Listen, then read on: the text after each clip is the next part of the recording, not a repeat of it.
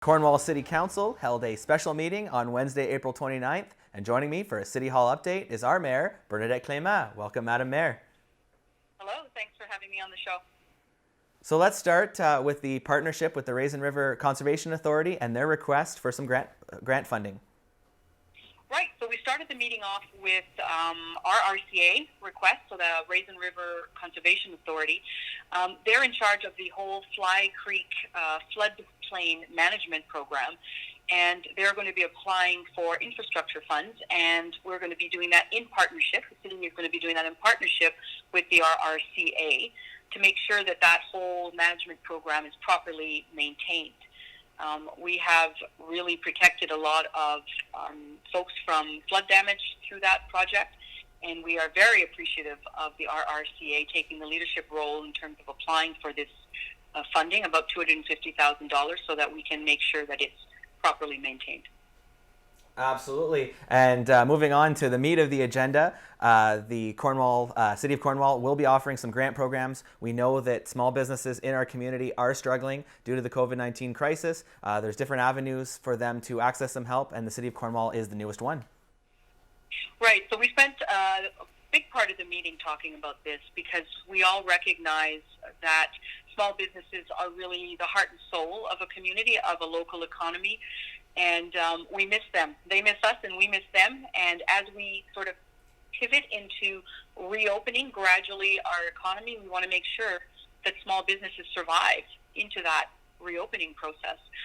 So this is kind of like a municipal stimulus program. And we want to make sure that small businesses can start applying. They've already started to do that. And it's a $5,000 loan. And we're going to try and make sure to get that money out quickly within the next 30 days, if at all possible. And it's for small businesses that are operating here in Cornwall. All right, let's just elaborate a little bit more on the process of this program. I know there was some debate throughout the meeting, and it was decided finally not to have council representation. But let's talk about that process. Sure. So it's a pretty straightforward application. So if you go to Choose Cornwall, it's the first thing on the page, and it's a straightforward application process, and it will be managed by administration. We expect that there's going to be a lot of interest in this program, and so we have dedicated staff with the City of Cornwall that are going to go through the applications. The deadline is May 15th, and so by that time, we want to be ready to turn over the funds and make them available as quickly as possible to businesses.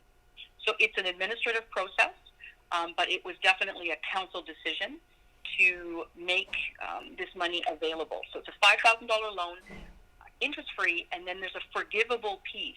$1,000 will be forgivable if payment can be made before a certain date. So there are pretty simple sort of parameters, and you can be a business owner, but not necessarily a property owner to access this fund.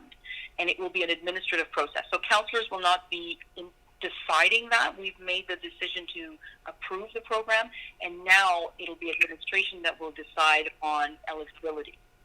And in terms of financially for the City of Cornwall, this will be coming from a reserve that will be paid back. I'll let you talk a little bit about that. Right. So we have about $1 million in our brownfield reserve, and I'm very proud of the fact that we were able to build up the reserve to that point. And we were going to be using that fund for development and remediation of different projects. We know there's probably going to be a slowdown maybe in that area. So what we're going to do is make those funds available now for small businesses because they need the help now. And then it'll be repaid back to the brownfield reserve over time. We just want to make sure that small businesses survive the COVID-19 crisis right now as we move slowly back into reopening our economy. And before we move on to some of the other items that were on the agenda, we've alluded to a couple times about the province reopening, and we know that Ontario has released its plan. Maybe I can get your thoughts on that plan right now. Yeah, so I was feeling very hopeful when I heard our Premier talk about that process. I also feel good about the fact that the reopening is going to be taking place in consultation with our local public health officials, right? So it's a gradual process. We don't want to waste or squander all of the sacrifices that have been made. So we want to make sure that as we start to reopen, the businesses that are most likely able to do the physical distancing will come first. But as we gradually reopen, we know that we're going to be listening to our public health officials, right? They're going to be testing. They're going to be contact tracing to make sure that we always have a handle on where the cases are in our community.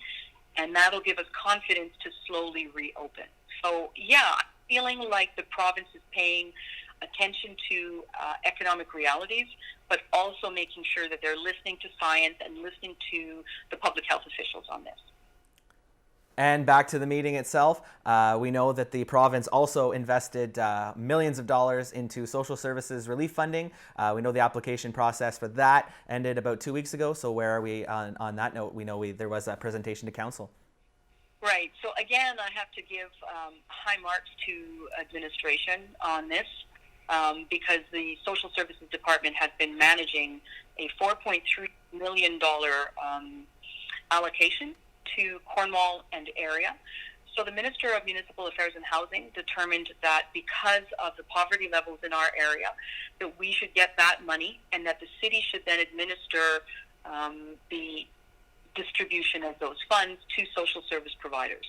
The main emphasis is on food security. So we want to make sure that people get through these next few weeks and have access to food.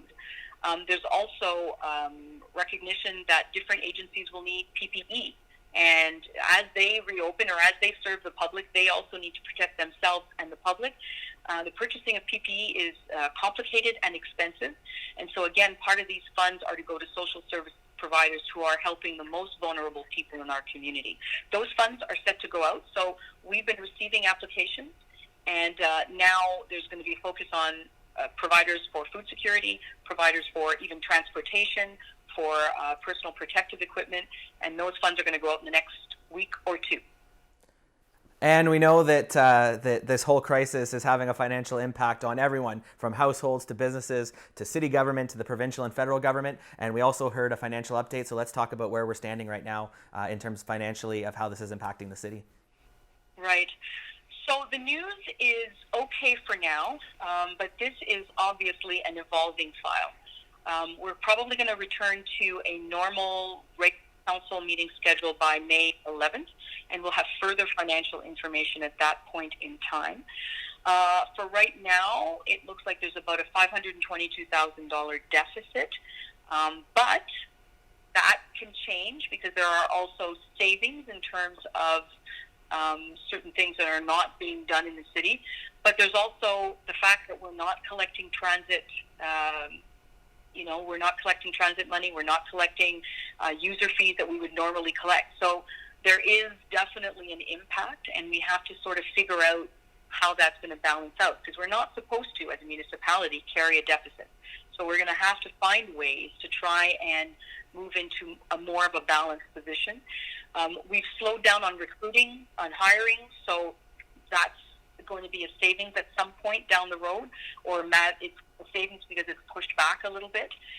So there's all these things that are being looked at, including going up to the upper levels of government for assistance, right? So the Federation of Municipalities for Canada are pressuring the federal government, provincial governments for assistance for municipalities. So this is a file that changes from 1 week to the next in terms of whether we're going to be compensated from the upper levels of government.